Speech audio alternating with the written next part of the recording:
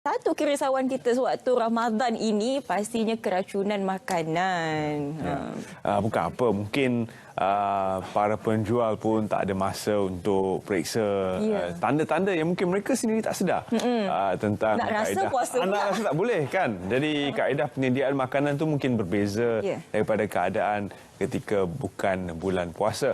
Namun dalam pada itu mungkin ada tanda-tanda, cara-cara untuk kita kenal pasti sama ada suatu makanan itu mempunyai risiko untuk mendatangkan bahaya keracunan makanan kepada para pengguna. Ini yang akan kita bincangkan untuk menutup slot Selamat Pagi Malaysia kita hari ini bersama dengan tetamu di studio Puan Nur Hidayah Muhammad Sahri, penolong pengarah bahagian keselamatan dan kualiti makanan Kementerian Kesihatan Malaysia. Assalamualaikum Puan. Waalaikumsalam warahmatullahi. Selamat berpuasa. Selamat berpuasa juga Terence dan Syafiqah. Terima kasih. Macam kita katakan tadi, keracunan makanan. Istilah keracunan makanan itu sebenarnya bagaimana? Mungkin Puan boleh jelaskan. Okey, Assalamualaikum dan selamat pagi semua. Keracunan makanan ni ialah sebuah satu penyakit yang kita akan dapati apabila kita memakan makanan yang tercemar ataupun makanan tersebut disediakan dalam keadaan yang tidak bersih dan tidak selamat ya. Jadi kita boleh kena keracunan makanan apabila kita mengambil makanan yang tercemar ataupun disediakan dalam keadaan yang tidak betul dan tidak bersih tersebutlah. Adakah kes-kes keracunan makanan ini meningkat ketika bulan puasa atau bagaimana? Kalau ikut data yang kita ada dalam 3 tahun yang kita dapatnya 2019 hingga 2021 dia punya episod tu agak ada naik, ada turun dan pada kalau saya boleh share 2019 kita ada 36 episod kejadian keracunan makanan.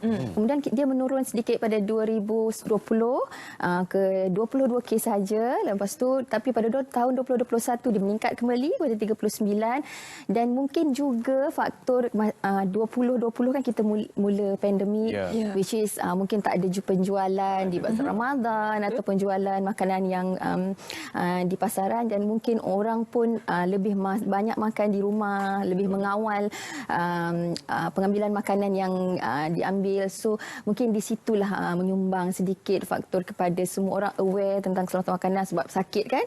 COVID pun dah banyak, nanti sakit perut pula, keracunan makanan dan sebagainya. So mungkin faktor tersebutlah. Tapi kalau dari segi pandangan mata kasar, bolehkah kita kenal pasti makanan itu ada sesuatu yang tak kena ataupun tidak? Boleh. Kalau kita Kementerian Kesihatan Malaysia, kita sentiasa mempromosikan slogan lihat, hidu dan rasa. Which is kalau kita ada makanan di depan kita, kita ada makanan sama ada kita beli ataupun kita dah memang masak sebelum tu. Sebelum kita masuk ke dalam mulut, kita amalkan 3 prinsip ni, iaitu lihat. Kita lihat dahulu makanan yang tersedia tersebut. Sebab kalau dia makanan yang dah basi ataupun dah tercemar, kita boleh lihat sama ada dia akan berlendir ataupun kalau kuah-kuah bersantan tu dia akan berbuih sedikit dan sebagainya. Kita akan nampak perubahan tu ataupun warna dia akan berubah. Kemudian kalau kita misalkan kita tengok okey saja, tak nampak apa perubahan fizikal, kita cuba hidu. Kalau ada apa-apa yang meragukan macam masam ke ataupun bau yang bukan bau makanan tersebut, so kita boleh ada sedikit precaution lah kan. Kemudian kita tengok sebelum kita makan, kita bulan puasa kita tak boleh rasa kan. So sebelum kita masuk ke dalam mulut kita makan, sebenarnya kita rasa dahulu adakah makanan tersebut masih rasa asal makanan tersebut ataupun ada perubahan rasa. Contohnya kadang-kadang kalau makanan yang basi tu walaupun kita tengok dia elok, tapi bila kita rasa dia ada pahit sikit, dia ada masam. So kalau boleh tinggalkan, elakkan supaya kita tidak terdedah kepada keracunan makanan. Di bulan Ramadan ini pastinya kita memberi tumpuan dan juga fokus kepada mereka yang berniaga di bazar Ramadan. Ya, betul. Kalau mereka yang berada di kedai makan atau peniaga atau pekerja di kedai makan, kita memerlukan mereka untuk menghadiri kursus pengendalian makanan dan juga untuk mendapatkan suntikan typhoid. Bagaimana pula dengan mereka yang berada di bazar Ramadan ini?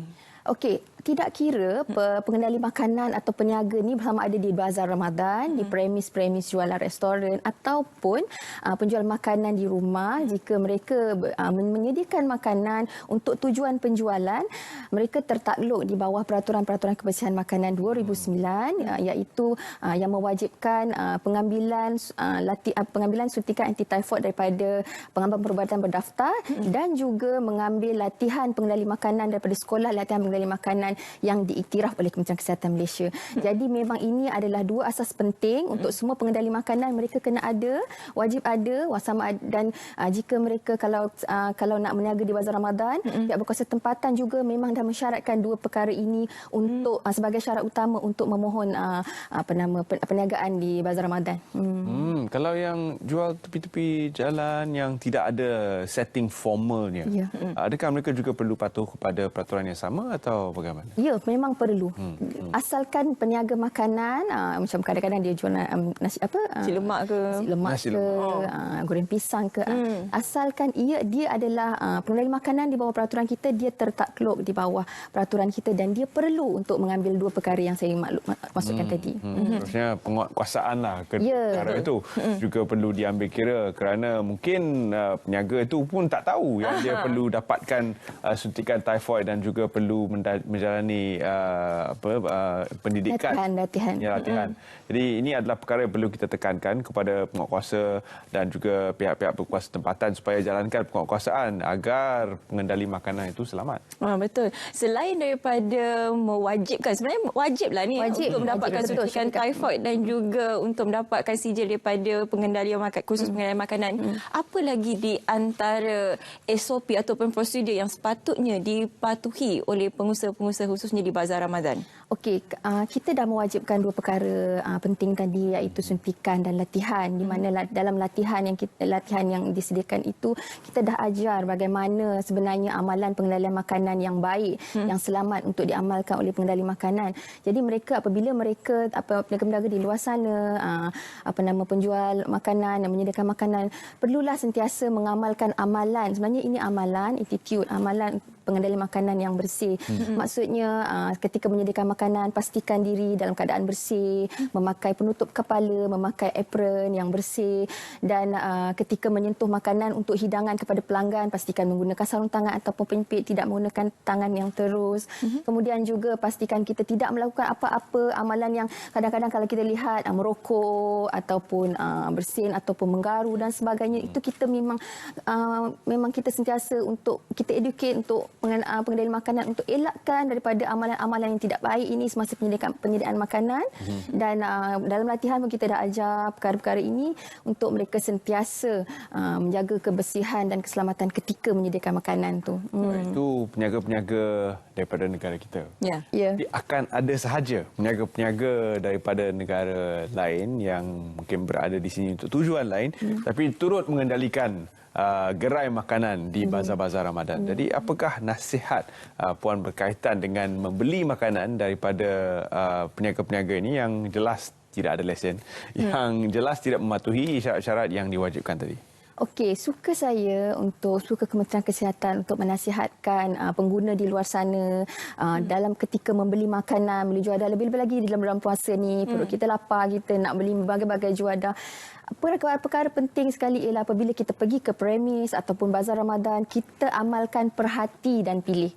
Kita perhati dahulu macam yang Terence cakap tadi, mungkin kita perhatikan siapa sebenarnya pengendali makanan yang menjual tersebut. Adakah dia mengamalkan amalan yang baik, dia menutup kepala dengan sempurna, dia memakai apron dengan sempurna ketika dia memberi makanan ataupun menghidang makanan yang kita, adakah dia memegang dengan tangan atau memakai penyepit dan sebagainya. Kemudian kita juga boleh lihat cara pengendalian, adakah dia meletakkan makanan secara bertindih dan sebagainya.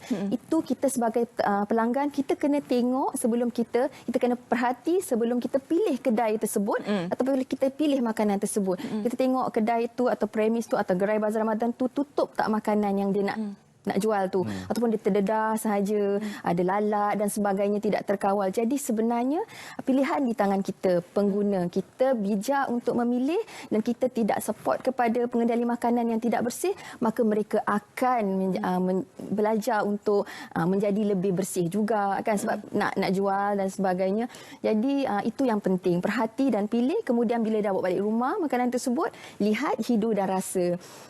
Semoga boleh mengurangkan kejadian keracunan makanan lah. Yes. Tapi itulah, perhati, pilih dan rasa itu hanya boleh diaplikasikan sekiranya berada di depan mata seperti di Bazar Ramadan. Bagaimana pula dengan peniaga-peniaga yang dalam talian? Kita tak tahu apalah kejadian sampai-sampai dekat depan mata kita bagaimana. Dan juga soalan seterusnya ialah kalau di Bazar Ramadan, PBT boleh melakukan penguatkuasaan, boleh melihat lesen, boleh tengok dah cucuk typhoid ke tidak. Jadi kalau mereka berniaga dalam talian, bagaimana penguatkuasaan itu boleh dijalankan? Okey, untuk sekarang ialah lebih-lebih lagi sejak pandemik, semua orang pun menceburkan diri nak mula berniaga dari rumah, masak dan jual online. Memang seperti cendawan selepas hujan. Jadi boleh tips-tips kepada pelanggan atau pengguna yang nak beli makanan di dalam talian. Kadang-kadang dia bukan saja dalam apps, kadang-kadang dalam grup WhatsApp rumah kita kan jual, betul kan? Betul. Jadi kita pengguna ni kita perlu bijaklah, kita perlu memilih. Pertama, kita pilihlah daripada penjual yang kita kenali. Maksudnya kita kenal, kita tahu yang mungkin premis ni wujud. Kita tahu ini kedai ni kita pernah dengar. Ataupun penjual ni kita kenal orangnya. Jadi kita pilih yang kita kenali. Dan kalau kita pilih dalam aplikasi itu, kita kena lihat dia punya label dia. Penyataan tentang makanan yang dijual tersebut. Makanan jenis apa, adakah bersantan, adakah dia penyediaannya memerlukan atau pengendaliannya memerlukan penyimpanan sejuk. Jadi kita boleh tahu bagaimana cara orang menghantarnya kepada kita pula. Adakah dikekalkan suhu dalam keadaan sejuk sampai ke rumah kita. Jadi kita perlu bijak memilih walaupun di alam maya kita pilih mula-mula kita pilih premis yang ataupun penjual yang kita kenali, kita yakini. Kemudian kita tengok label, kadang-kadang dia memang ada tuliskan ciri makanan tu apa. Jadi kita pilihlah. Dan sebenarnya kita perlu bijak untuk memilih, membaca label dan sebagainya. Jadi dan bila makanan tersebut sampai ke rumah, kita bolehlah tengok makanan tersebut. Kena tengok review juga. Yes, betul. Review. Betul. Sedap. Ya, review tu memang membantu kan. Jadi kalau dari tengok segi gambar je pun dah wow. Okeylah. Kita try. Tapi tidak ada research. Tak ada research kan. Tapi tu dari segi pihak berkuasa tadi bagaimana? Okey, untuk penjualan makanan di rumah, Kementerian Kesihatan Malaysia telah memperkenalkan skim persijilan home base. Jadi kita nak supaya pengendali makanan di rumah ni, walaupun buat makanan di rumah, mereka kena tahu tentang keperluan keselamatan makanan. Jadi Kementerian Kesihatan akan memberikan pensijilan home base ini kepada pengusaha-pengusaha makanan yang berusaha di rumah. Jadi kalau itu pun salah satu faktor yang kita boleh memilih. Kalau kita pilih, kita pastikan yang ada pensijilan home base. Jadi Kementerian Kesihatan memperkenalkan skim ini memang khusus untuk membantu peniaga-peniaga yang memulakan membuat makanan atau menjual makanan dari rumah, supaya mereka juga patuh terhadap peraturan kita. Kadang-kadang bahan makanan itu secara semula jadi tidak beracun, tapi apabila dicampurkan dengan kaedah-kaedah tertentu akan menjadi berbahaya. Sebagai contoh, mungkin biji apple tu secara kalau ambil dalam kuantiti yang sikit dia tidak ada apa-apa bahaya, tapi kuantiti yang banyak dia adalah arsenik dan boleh mendatangkan masalah kepada kita. Jadi adakah pengusaha-pengusaha di luar sedar tentang kombinasi yang mereka buat bila menyediakan sesuatu? Sebagai contoh, apung balik tadi tu yang kegemaran Perdana Menteri kita. Apabila dicampur ramuan-ramuannya, mungkin perlu diambil kira setiap satu ramuan tu kalau campur jadi apa. Adakah itu juga perlu ditekankan? Ya, sebagai pengendali makanan, kadang-kadang kita teruja untuk mengikut trend semasa. Macam-macam kadang makanan yang ala-ala negeri ni dan sebagainya. Dan kadang-kadang ianya tidak sesuai dengan perut kita atau sebagainya. Jadi sebenarnya kita pengendali makanan, dia cuba untuk berinovasi. Jadi kita yang pengendali makanan, kita yang pengguna, kita pastikan kita pun bijak jugalah untuk memilih sebab dia ianya adakah ianya sesuai untuk kita makan, sebab kita berhak untuk memilih. Jadi macam mana orang berinovasi terhadap makanan, kita juga akhirnya kita juga pengguna yang kita rasa macam tak sesuai campuran ni, jadi kita tidak pilih. Tapi untuk pengetahuan berkenaan kombinasi makanan ini, kita akan tekankanlah melalui latihan-latihan yang kita berikan. Dari kalau bukan semua benda boleh letak cheese. Saya nak cakap benda yang sama. Fusion sangat kan. Nasi, Semua cheese, mie, cheese, macam-macam cheese. dekat saya pun tak boleh terima itu. Tapi itulah bila berlakunya seperti keracunan makanan ini, kadang-kadang pengguna kita tak tahu apa hak kita sebenarnya. Yang kita tahu berjumpa doktor untuk betulkan kembali keadaan, tapi selepas itu apa tindakan yang boleh kita lakukan? Okey, sekiranya sebab kita sebagai pengguna, jangan tunggu keracunan makanan berlaku pada kita. Jangan tunggu kita dah jadi sakit perut, jadi keracunan makanan baru kita bertindak. Sekiranya kita dapati premis makanan yang kita pergi kotor ataupun pengendali makanan menyediakan makanan tu tidak menyediakan makanan dengan bersih, kita boleh membuat sebagai pengguna di luar sana boleh terus membuat aduan kepada bahagian keselamatan dan kualiti makanan. Kita ada di peringkat jabatan kita ada peringkat daerah, kita ada pejabat kesihatan daerah, kita ada di peringkat negeri Jabatan Kesihatan Negeri atau ibu pejabat sekalipun bahagian keselamatan dan kualiti makanan, ataupun terus ke laman web kami fsq.moh.gov.my untuk salurkan aduan anda. Jadi kalau kita mempunyai kesedaran premis tersebut kotor, kita buat aduan, kita boleh melindungi orang lain juga daripada risiko pencemaran makanan oleh penyedia makanan yang kotor macam ni kan. So boleh buat aduan kepada kami. Jadi aduan ini juga penting kerana ia menunjukkan suara anda sebagai pengguna dan membantu untuk memaklumkan tentang kawasan-kawasan yang berisiko untuk para pengguna yang lain. Selain daripada itu, kepada mereka yang akan berbuka nanti, apakah juga mesej berkaitan minuman yang diambil? Sebab setakat ni kita bincang tentang makanan. Jadi minuman bagaimana pula? Adakah ada perkara lain yang perlu kita tekankan? Okey, tidak kira makanan atau minuman yang kita beli ataupun kita sediakan sendiri dari rumah, kita pertama sekali untuk kita mengelakkan keracunan makanan, kita pastikan ianya bersih dululah ya, bersih dahulu. Sama ada kalau kita beli daripada bazar Ramadan ni kan, nanti semua orang nak pergi bazar Ramadan dan beli air yang kadang-kadang memang mengiurkan kan. Jadi bila kita macam saya cakap tadi, pastikan kita beli daripada premis dan pengendali makanan yang bersih, kemudian bawa balik ke rumah. Kalau waktu berbuka lama lagi, masukkan dalam peti sejuk.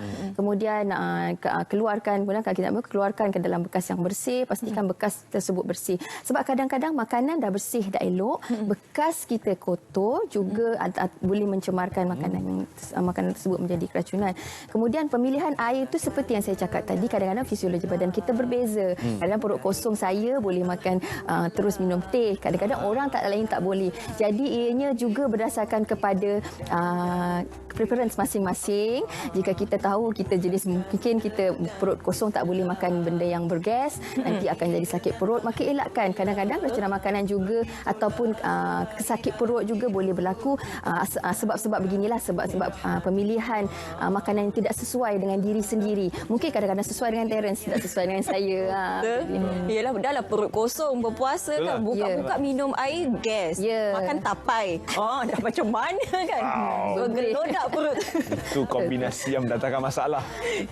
Seperti mana Terence kata, tak semua sesuai dengan cheese. Itu pesanan khidmat masyarakat oleh Terence hari ini. Apa pun, terima kasih kepada Puan Nur Hidayah Muhammad Sahri, Penolong Pengarah Bahagian Keselamatan dan Kualiti Makanan Kementerian Kesihatan Malaysia, kerana sudi berkongsi dengan kita topik yang sangat penting sebenarnya, keracunan makanan.